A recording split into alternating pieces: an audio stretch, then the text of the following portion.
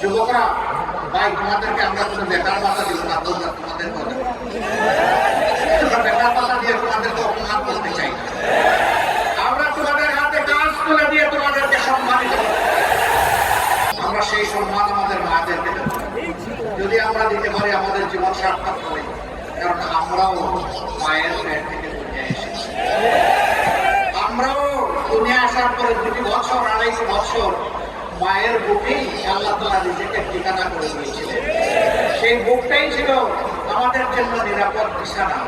সেই মাই আদরে, যত্নে, ভালোবাসায়, দরদে আমাদেরকে গড়ে মানুষ করে দিয়েছিল। আমাদের এত অবদান আমাদের জন্য।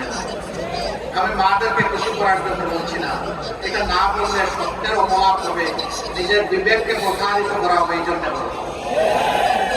মারা অনন্য, মায়েদের তুলনা শুধু মায়েদের সাথে, তাদের তুলনা তার কারো সাথে। আমরা মায়েদেরকে সেই মর্যাদায় বিশুদ্ধ করতে চাই। প্রত্যেকটা হাতে দেশ গড়ার কারিগরের হাতে রূপান্তরিত করতে চাই। এই রূপান্তর না হওয়া পর্যন্ত আমাদের প্রয়াস অব্যাহত থাকবে। এই সব কিছুর জন্য আমাদের একটা সংস্কার বড় দরকার।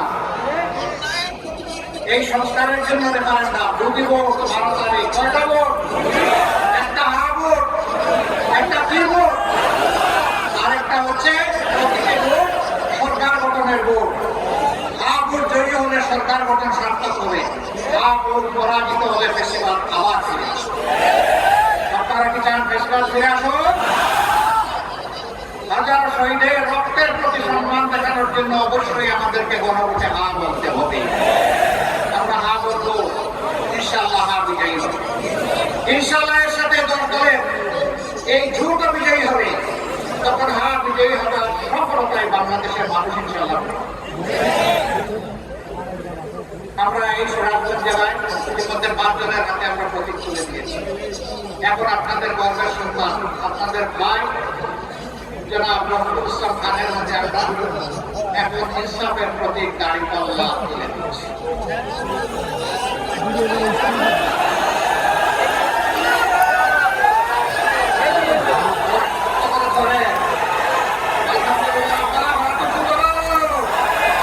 প্রত্যেকের হাতে আমি মনে করতেছি এখন দাঁড়িপাল্লা আছে।